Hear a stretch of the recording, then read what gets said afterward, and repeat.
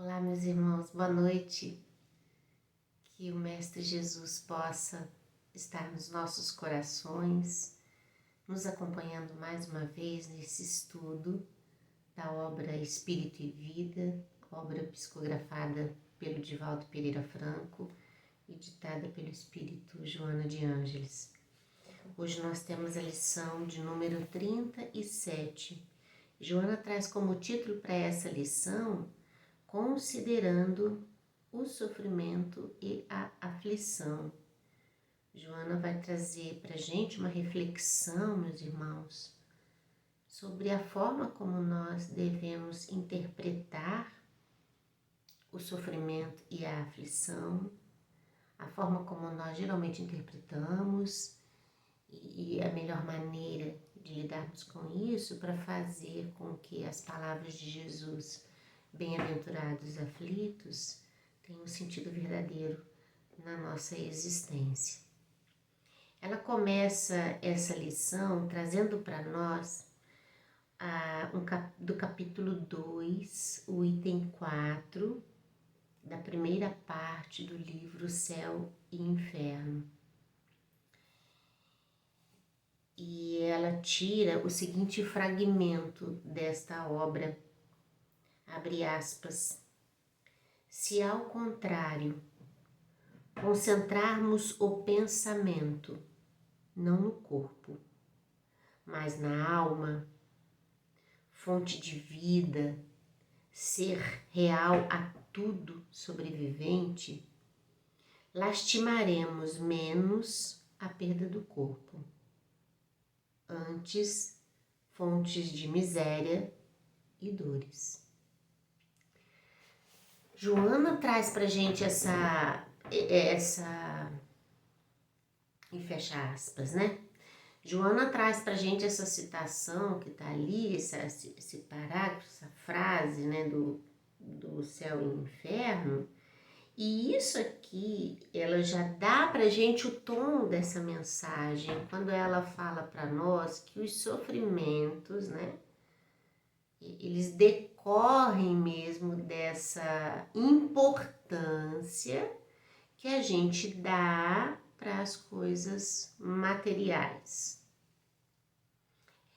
É como se ela estivesse dizendo assim, olha, pensa bem, a vida do espírito imortal, que é a nossa vida, porque nós somos espíritos imortais, esta vida, esta verdadeira vida, ela não está circunscrita a esse universo do mundo físico.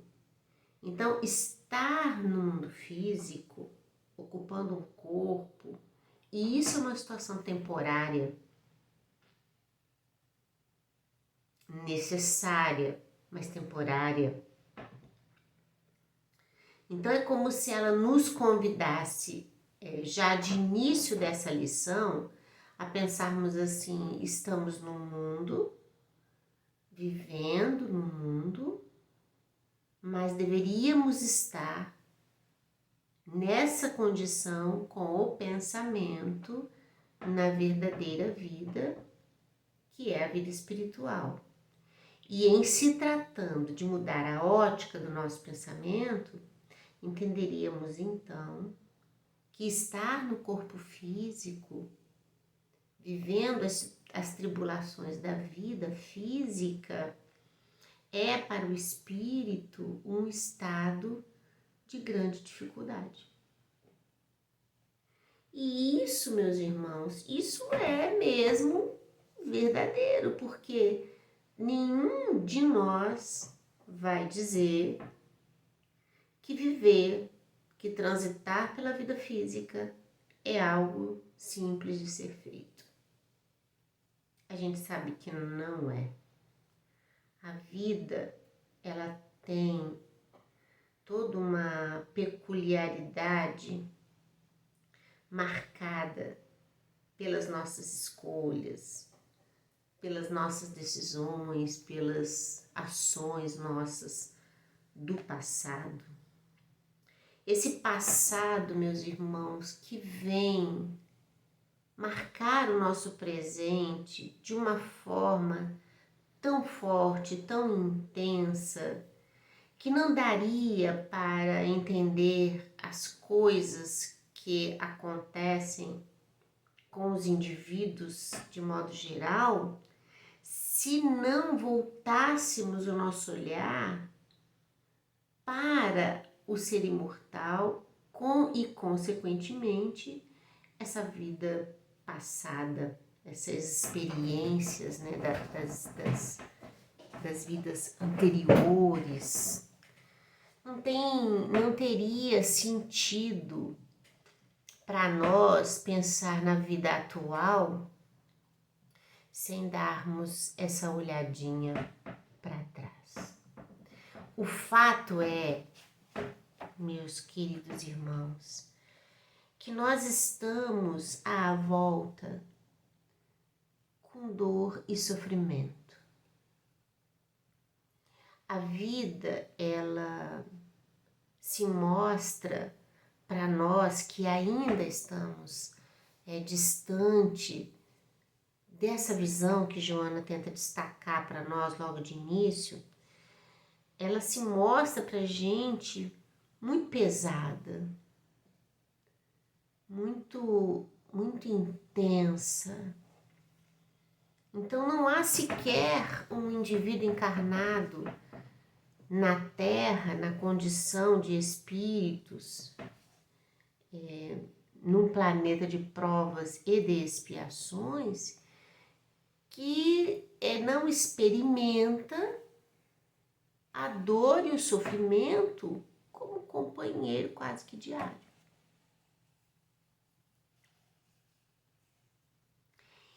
E a gente tem que se perguntar, meus irmãos, por que tanto sofrer?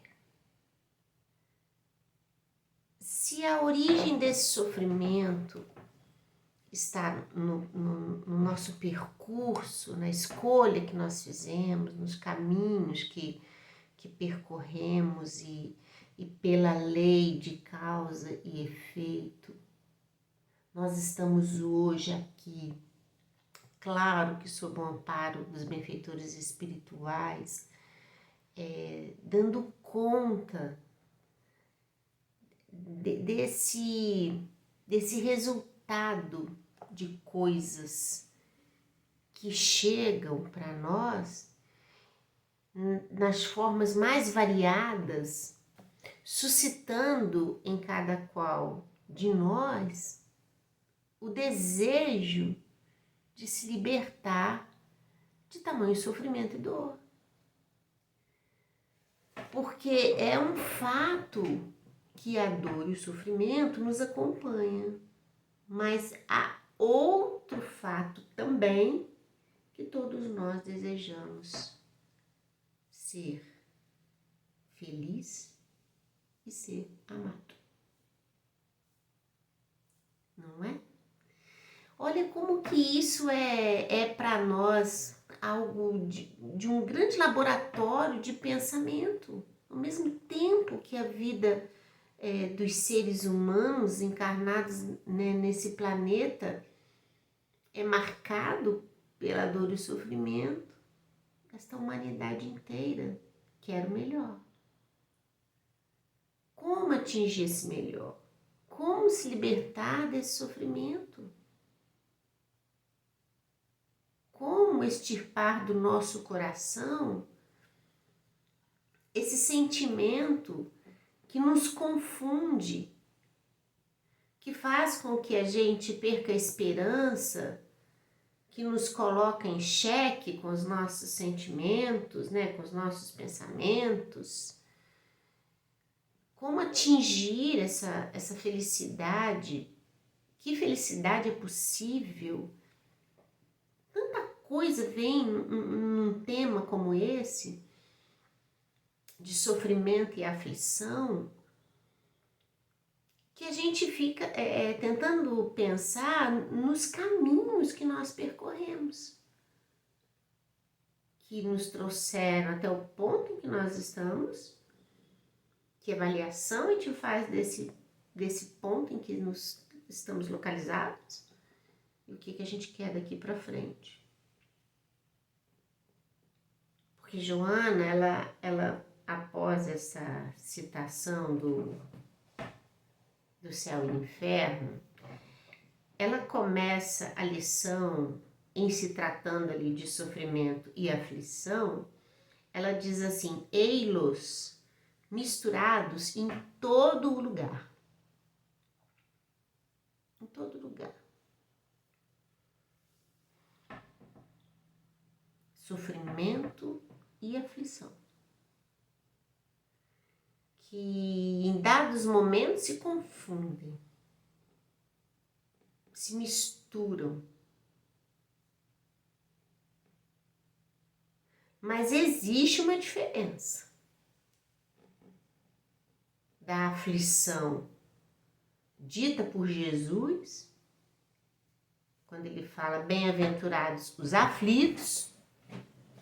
Isso quer dizer que há de existir um estado desse que pode ser produtivo. Mas a gente, no nosso laboratório de vida, com uma avaliação muito pueril até, a gente percebe que algumas aflições, a maioria delas, em que nós nos colocamos, não fariam sentido nenhum se nós tivéssemos mudado a nossa forma de pensar e de entender o problema. Não é? Olha como que isso é interessante. Então, de qual bem-aventurado a aflição é essa que Jesus se refere? Porque a gente precisa saber. Porque em sofrimento e aflitos, como nós vivemos cotidianamente, né?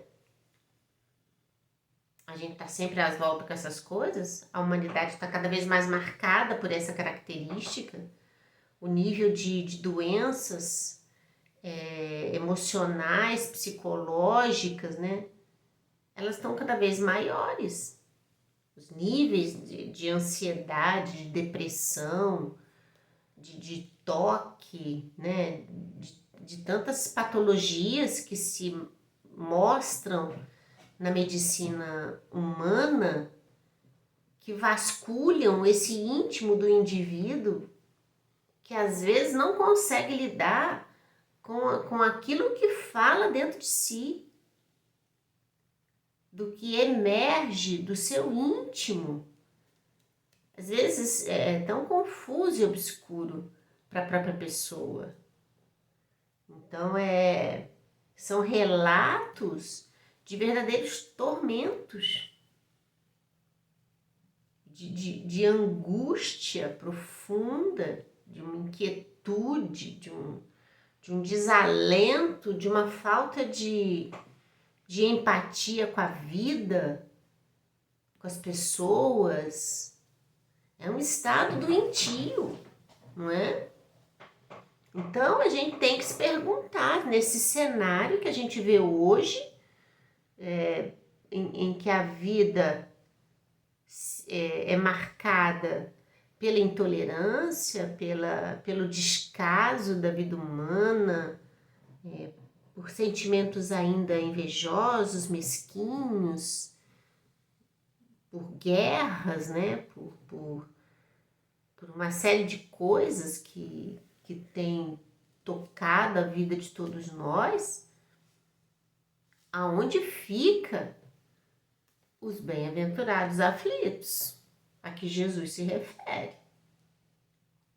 Então é uma mensagem riquíssima, isso que Joana quer trazer para nós. E aí quando ela fala que eiros, né, tanto sofrimento quanto aflição misturados por toda parte, ela vem colocar para nós assim, olha, em todo canto que se olha tem essa situação.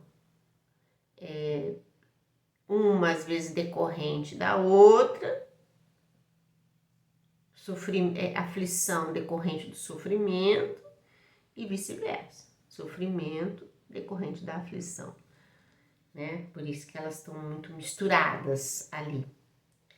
E aí ela começa a dar alguns exemplos de como que isso é para a humanidade algo assim muito complexo Então ela diz assim, olha, há o sofrimento causado pela evocação de um amor violento.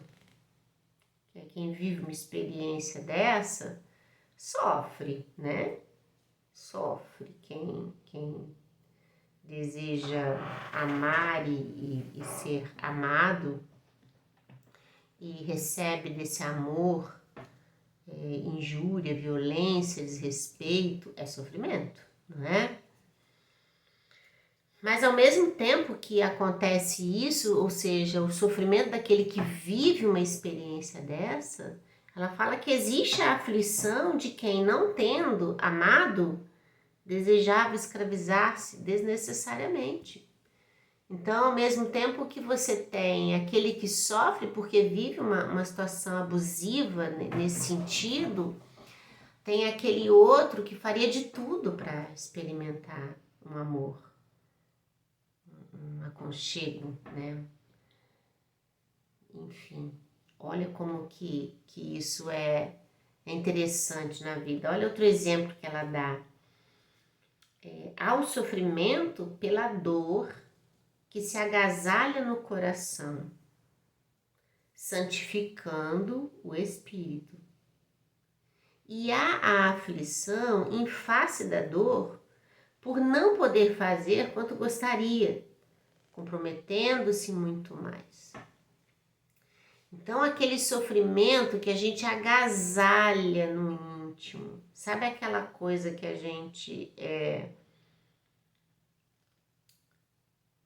gente traz para perto? É como se existisse uma simbiose, uma coisa assim que a gente não consegue se furtar. Então, ao mesmo tempo que faz doer, que faz sofrer, a gente aconchega no peito. E ao mesmo tempo a aflição de não conseguir ser forte o bastante para vencer isso, para lutar contra isso, para empreender contra isso, né? E se libertar. Ela fala, há o sofrimento que nasce no desequilíbrio da ambição. Ela fala daquele que deseja, né, as coisas. Ambiciona às vezes o poder, ambiciona o dinheiro, ambiciona o poder social, ambiciona, sei lá, o que se vai no campo da ambição, né?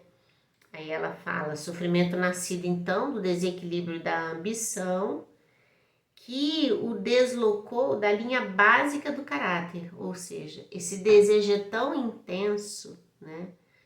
Esse sofrimento por eu querer tanto aquilo que eu não tenho, que se eu tiver que abrir mão da minha ética, eu vou fazer para ter aquilo que eu quero. Porque não ter é um sofrimento. É um sofrimento tão grande que não me faz abrir mão disso. Então eu me corrompo. E aí ela continua. E a aflição, porque desejando e possuindo tanto, não pode fruir quanto pensava gozar. Então, às vezes faz a vida inteira para poder ter. Depois que tem tanto, vive aflito, porque percebe que, mesmo tendo tanto, não se sente feliz. Não consegue deixar a vida parece que não tem, não tem alegria, não tem caminho, não tem esperança. Olha que interessante isso, olha, ela vai dando exemplo, olha a beleza do argumento de Joana, porque ela vai sempre lá voltando naquilo que está lá, na citação do céu e inferno, né? Se ao contrário, o que está escrito lá, concentrarmos o pensamento não no corpo, mas na alma, né? Então ela está dizendo assim, ó, se a gente não tentasse atender aos nossos desejos ainda inferiores do cotidiano dessa vida material, e se a gente colocasse o nosso olhar nas coisas espirituais, os nossos desejos mudariam. A nossa busca mudaria, porque Jesus disse: aonde está o vosso tesouro, ali está o vosso coração. Então, se a gente muda a ótica do nosso pensamento, da nossa intencionalidade, a gente vai selecionar, e certas coisas que por hoje certas pessoas querem dar a própria vida para conseguir, já não seria tão importante assim. Muda, né? Muda, a coisa muda de cenário, muda de pensamento, muda tudo. Então ela vai dando exemplo para a gente chegar a entender isso. Olha outra que ela fala. O sofrimento que deriva da revolta de não ser feliz nos moldes em que planejou. Porque é outro ponto também. Todos nós queremos ser felizes e ser amados, aí, né, é fato. Mas a gente tem um modelo de felicidade que a gente quer. Eu só sou feliz se a vida for assim. Eu só me sentirei amada se aqueles que eu quero que me amem do jeito que eu quero. Existe da nossa parte um pensamento, né, como ela usa o termo aqui, um molde, né? Isso muito formado na nossa cabeça. Então, se as coisas não se caracterizam ou não se definem como a gente quer, ou seja, dentro desse molde desejado, eis aí motivo de sofrimento. E a gente vê isso tanto assim, né? Na criança, no adolescente. Não é uma coisa só do adulto. Há quem não consegue de modo algum lidar com essa dificuldade de experimentar na vida a vida que precisa ao invés da vida que se deseja. A gente tem vivido, experimentado muito no universo infantil e no adolescente processos depressivos instituídos, né, instalados no âmago do ser, porque determinado amigo ou amiga rompeu com a amizade, porque na escola queria que fosse assim, não é, essas coisas. Tem sido muito difícil para as pessoas, né? Um nível de rejeição com o que tem pro dia, né? Aquilo que a gente fala assim, isso aqui é o que eu tenho para hoje, pronto. É isso, né? Isso aqui é o que eu tenho para essa vida e pronto. Então fica um pouco meio perdido nisso. E aí, Joana, é bom ela tocar nesse ponto, porque a gente precisa se perguntar isso. Como está sendo o nosso nível de exigência para a vida? Porque é certo que a vida para nós ela vai estar dentro dos moldes que nós mesmos construímos. E a gente precisa acordar para essa verdade, não é? Então ela fala aqui, ó, o sofrimento que deriva da revolta de não ser feliz nos moldes que planejou. E a aflição, olha isso, e a aflição por ter a felicidade ao alcance das mãos, constatando, porém, quanta treva e pranto se guardam sob o manto brilhante dessa felicidade. Porque a gente não vai ser feliz o quanto a gente quer, mas a gente vai ser feliz o quanto a gente pode. E isso vai exigir da gente renúncia, discernimento, boa vontade, tolerância, olha quanta coisa, resiliência, não é? Então exige da gente um pouco mais. Olha um outro exemplo que ela dá. Sofrimento por muito ter. Olha, e constatar nada ter. Nada ter. Muito tem e nada tem. Porque o que muito se tem é passageiro, é transitório. E a alma, o espírito imortal, ele precisa daquilo que alimente o espírito. Que a morte um dia chega, né, gente? Isso tudo que a gente junta fica por aí, verdade. E hoje a gente pode estar numa condição de muita riqueza. Qual vai ser a próxima encarnação? Onde nós vamos nascer? Em lugares de seca profunda, sem ter o que comer. Nós vamos vivenciar a necessidade do emprego, sem ter como trabalhar. Nós vamos nascer num corpo enfermo. A gente não sabe, não é? Então, se vangloriar ou buscar nessa vida aquilo que fica por aí, não vale a pena esse esforço todo. Não vale. E aí ela coloca sofrimento, né? Por muito ter e constatar nada ter. E aflição por nada ter e descobrir quanto poderia ter. Que às vezes você não tem nada, né? Mas o quanto você poderia ter se soubesse viver com alegria com o que tem. Belíssimo esses exemplos dela. Eu acho que ela traz pra gente assim, da gente poder entender como que o pensamento humano diverge. E no fundo é isso. A gente quer ser feliz, quer ser amado, mas a gente soma sofrimento na nossa vida, porque a gente busca essa felicidade, esse amor de forma errada. Então a gente causa os próprios sofrimentos. Aí ela vai e diz assim, ó, no entanto, o sofrimento uma via de purificação. Porque os sofrimentos que nós vivemos hoje são causados por nós mesmos.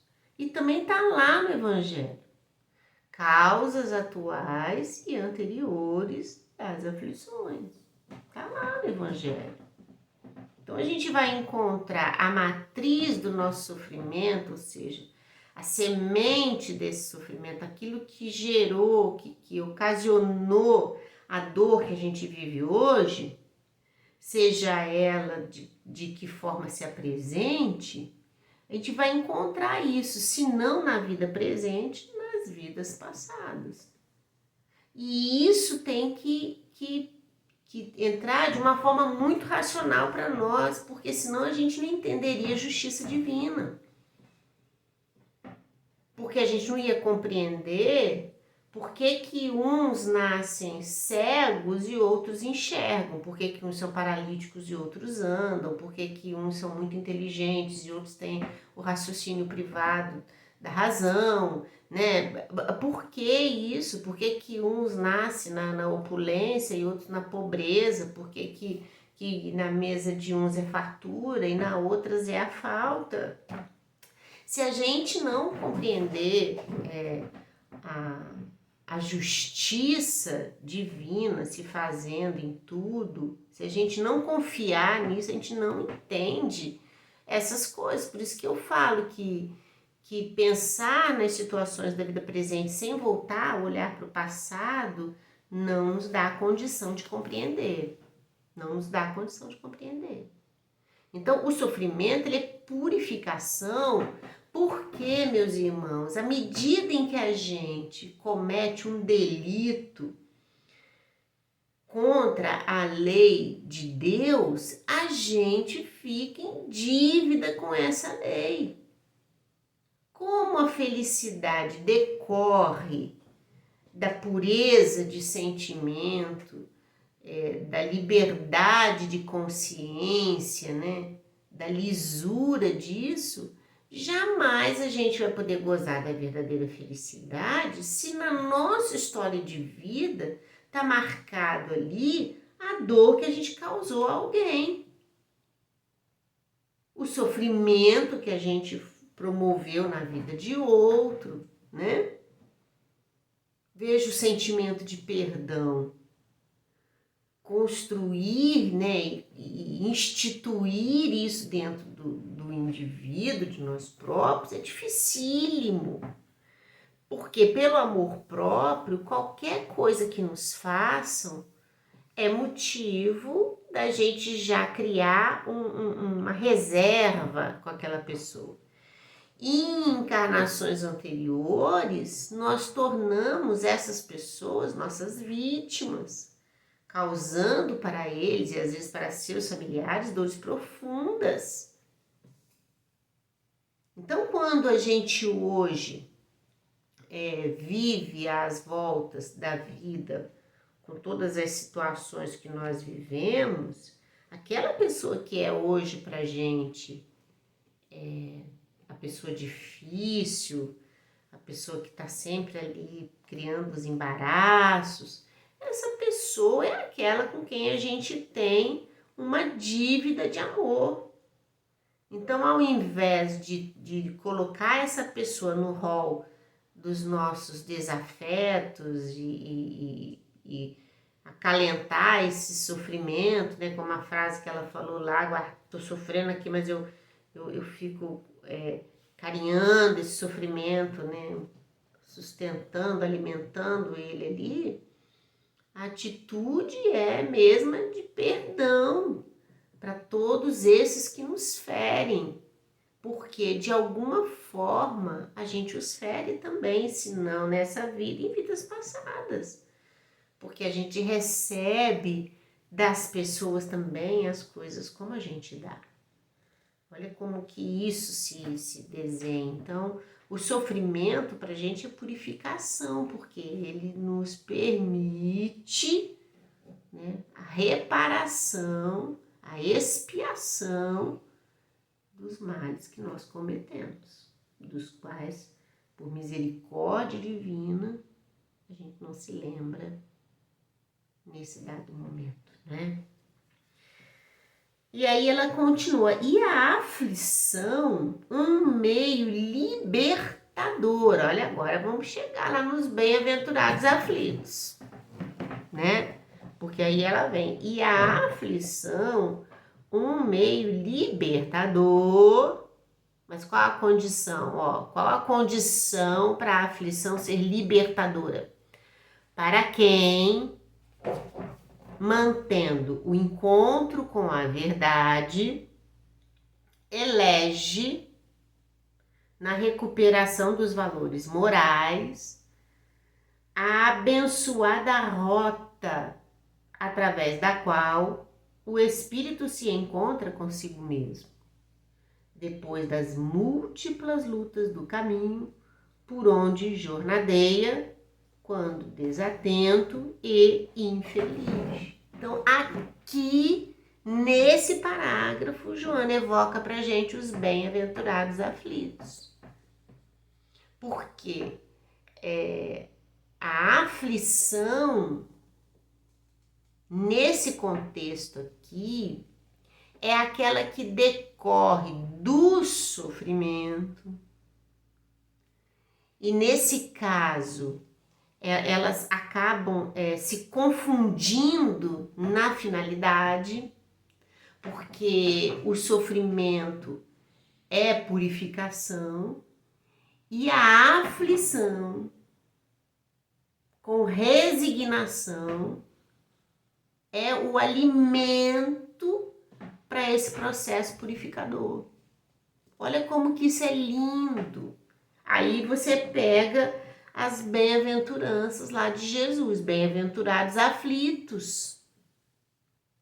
É estar diante do sofrimento, compreendendo a razão desse sofrimento no estágio evolutivo em que nos encontramos, vítimas de nós próprios, das nossas escolhas, das nossas decisões, entendendo que tem muita coisa dentro de nós que precisa ser trabalhada, muito sentimento que precisa ser renovado, muito pensamento que precisa ser corrigido, muita intenção que precisa ser modificada. Então a gente entende a necessidade desse sofrimento, desse processo purificador. para mexer com as nossas estruturas emocionais, psíquicas, morais e fazer com que a gente saia, às vezes, do estado de apatia diante da vida e busque de forma intencional a correção, a melhora, porque ninguém quer se manter em sofrimento. A gente quer ser feliz e ser amado. Então é como se essa dor viesse com toda a marca que ela tem, mas querendo dar aquele empurrãozinho para a gente ir para frente, para a gente caminhar. Então sofrer faz parte da nossa necessidade de vida. O choro é reparador. Ele é reparador, porque ele lava a nossa alma, faz parte da nossa trajetória espiritual. Entretanto, esse processo de sofrimento gera na gente essa aflição, porque querendo modificar esse cenário, eis que a gente busca a rota verdadeira, da verdade nossa, íntima, naquilo que Jesus nos deu como roteiro. Então a gente faz o encontro conosco mesmo, nos reconhecendo na condição que estamos, mas adotamos como comportamento a obediência e a resignação diante da providência divina, que tudo prepara para a nossa vitória espiritual. Então olha que coisa mais linda isso. Saber perceber essa sacolejada da vida, vivê-la com tudo que ela traz, é necessário, meus irmãos. É necessário. Ela continua. Com Jesus, aprendestes que sofrer, recuperando-se interiormente, é libertar-se e afligir-se, buscando renovação, é ascender.